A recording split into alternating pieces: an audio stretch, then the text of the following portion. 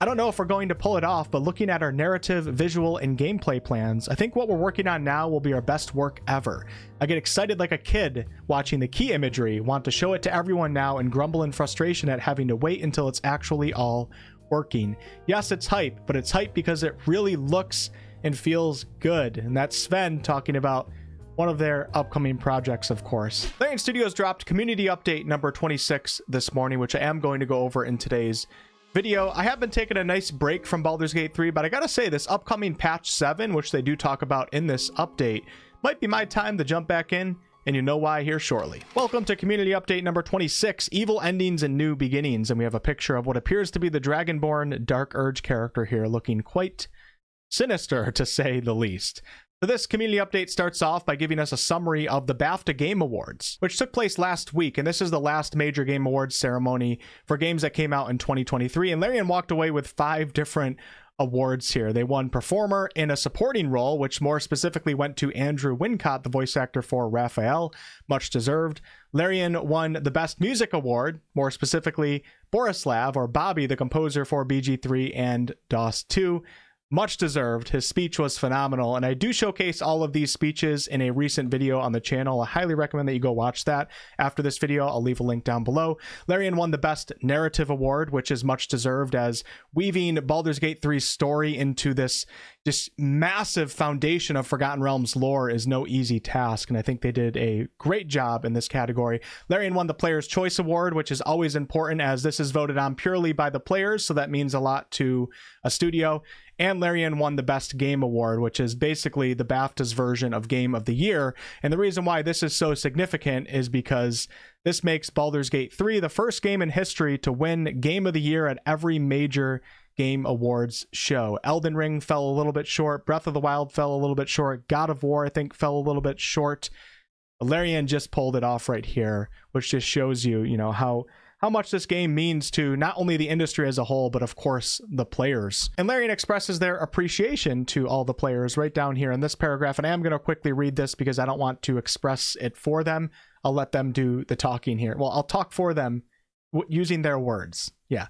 You folks were the ones to have... Nope, already started that off wrong. You folks were the first to have faith in us, and for that we are eternally grateful. Every comment, live stream, meme, and piece of art you created throughout Baldur's Gate 3's development let us know we were onto something special long before any of this. Awards are of course appreciated, but it's the community that has been the true source of our resilience while we were making this game.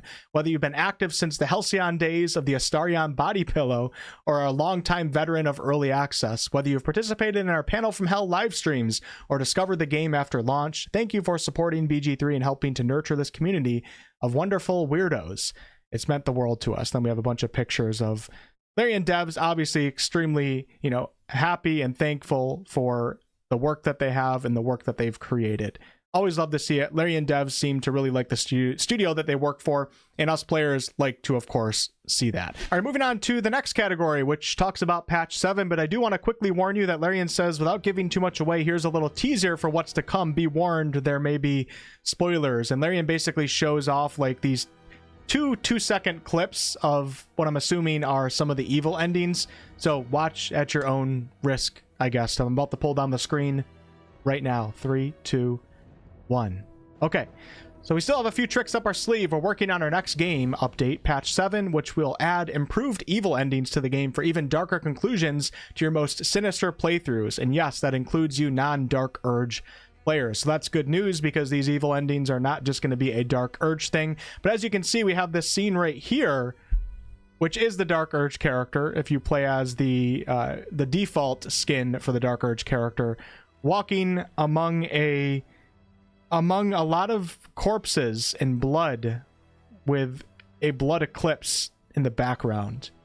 This looks pretty crazy. I feel like I want to play Dark Urge evil ending before I do the regular evil ending now, because this looks awesome. And then up here we have a picture of someone standing right in the lower city of Baldur's Gate. You guys will recognize this platform right here when you walk into the lower city coming from the bridge. And this appears to be a mind flayer, which maybe is the character, I don't know, sending out a mind blast onto Baldur's Gate citizens. Not exactly sure what that means, but These are going to be some cool endings, I think. One common criticism of Baldur's Gate 3 is that the evil playthroughs lack when compared to the good or neutral playthroughs, so it's nice to see Larian adding more to that. These look really exciting, but we also got a little snippet of some of the music that is to come with these evil endings. These new cinematic cutscenes have also been given the musical treatment by our very own BAFTA award-winning composer, Borislav Slavav. Dark endings usually make the music colors go dark too. Here's a snippet of music from one of the upcoming new end scenes. I'm not going to play the entire song,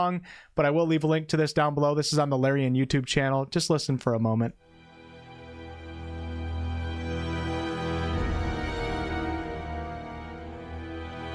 It's good. Sinister, dark, smooth, epic, and it gets quite intense. So I recommend going to listen to that. I listen to a lot of different music genres, but like over the past 5 years of my life, I find myself only listening to game soundtracks now. Are any of you guys like that?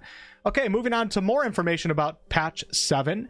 Patch 7 also aims to fix several bugs that you've reported, including Jaheira's unwillingness to follow the group and jump into combat, Will's less than romantic greetings, as well as the mysteriously disappearing narrator lines from the Gortash and Dark Urge confrontation, to name a few. This next patch will also begin introducing our official modding tools, major hype, letting you change out visuals, animations, sounds, stats, and more to overhaul BG3 into the weird nightmare realm of your dreams. Really excited for this. I've been kind of using the official modding tools update as my signal to come back to the game. I'm forcing myself to take a break because I was feeling burnt out, but we are going to have the start of official modding tools with patch 7. It's going to be so much fun seeing what, all the modders come up with for this. And I'll definitely have a bunch of videos going over all of this. Really excited to jump back in. The evil endings are going to be great, but I'm even more excited for the official modding tools, which will change the entirety of the game. Beyond patch 7, we'll continue focusing on bug fixes, performance enhancements, and stability improvements to ensure that you have the best possible gaming experience. And yes, we are also actively working on bringing crossplay in a photo mode to Baldur's Gate 3, but the work required to bring these to you means that these additions will likely be further down the road. So Larian is still working on crossplay for all of you guys that have been requesting that.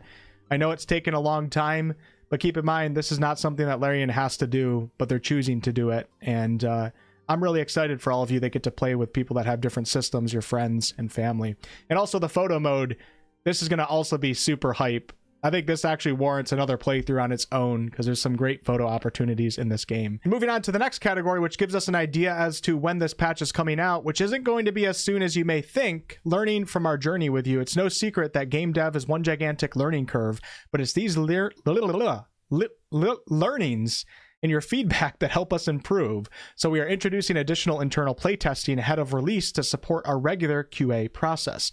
With patch 7 being packed full of bug fixes and new features, we've yet to go into detail on. Do note when patch 7 comes out, I'll of course have a full overview of the notes. There will also be a closed beta on PC where a select number of players worldwide will be given an opportunity to test the latest update, which we'll talk about more in the coming weeks. So don't expect patch 7 this week, and probably not next week, or maybe not even the week after that, because it seems like Larian's going to do a testing phase for this for players, and that's going to be announced in the coming weeks, which means the patch would be even later than that. So that gives you a little bit of an idea as to when patch 7 might be coming. In the final chapter of this update here is looking to the future. I'm just going to read this entire thing off. Being given the chance to develop a game set in the D&D universe has been a dream come true for all of us. But as Sven recently confirmed, we won't be introducing any major new narrative content to the story of Baldur's Gate 3 or its origin characters and companions, nor will we be making expansions or Baldur's Gate 4. I've already covered all this in previous videos, but Larian is just restating it here to make it clear. Now, do note that the companions are owned by Wizards of the Coast now. Some people will be excited because I'm sure you're going to see them more in the future. They seem to be quite the money generator for BG3, so I'm sure you're going to see more of Astarion and, Shadowheart and all them with future Wizards of the Coast products. Whether or not they'll treat them with respect and quality, we'll have to wait and see. But I do just want to let you guys know that, because some of you guys seem to be really sad that BG3 is done with Larian. It's not completely done, I don't think. As an independent studio since 1996, we value the freedom to follow our creativity wherever it leads. In this case, after 6 years in the Forgotten Realms and much discussion and rumination, we've decided to seize this opportunity to develop our own IPs. We're currently working on 2 new projects. So once again, confirmation that Larian's working on 2, and we couldn't be more excited about what the future has in store. And I'm assuming that Larian's probably focusing more on one of those projects. Like one of those is going to be their next big game, and the other one might be something a little bit smaller in scope, if I had to guess. But we know it's not BG4. Could be in the Divinity series. Doesn't seem like it's going to be Divinity Original Sin 3, according to an IGN interview recently. But yeah, could still be in the Divinity series. But one thing about this is that they say to develop our own IP. So this makes me think their next game is not actually going to be like, you know, like a Star Wars or Lord of the Rings type thing. It seems like Larian is probably doing their own IPs for both of these projects. Maybe not, but that's kind of what it sounds like to me. So that gives you a little bit of insight into speculation on their next project.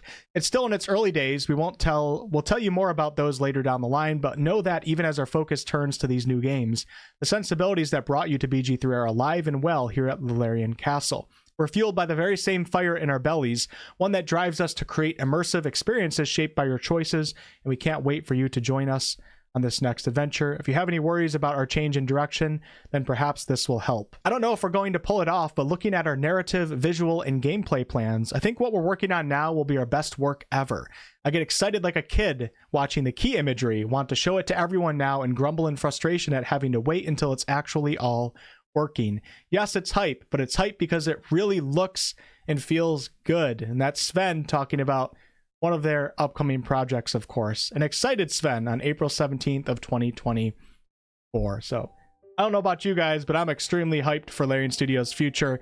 We do know that they're aiming to do an early access phase for at least one of these projects, which is really exciting for me because I'll have a ton of content to cover, but I think it's also exciting for a lot of you because early access for Baldur's Gate 3 was a blast. I know it lasted a long time, but because Larian only gave us an unfinished Act 1 and drip fed us certain content like the classes and stuff, when the game officially came out, I was extremely hyped for it.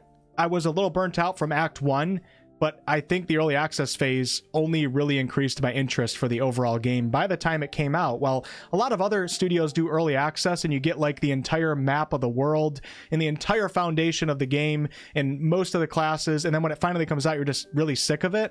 A lot of survival games do this. They release the game, you play the crap out of it, then you don't have any interest in it when it comes out. I think Larian does early access in a really good way that allows most players to stay very interested in the full game when it comes out. But yeah, that is the update here. I'll leave a link down below. Really appreciate you guys coming to my channel to hear me out for these updates. I've been covering this game since the announcement trailer in 2019, and it's a big part of why I was able to become a full-time YouTuber in 2020. And thank you guys for all of you guys in this community that really made that possible. I'm so excited for the future of Larian, and I'll keep you all updated. Peace.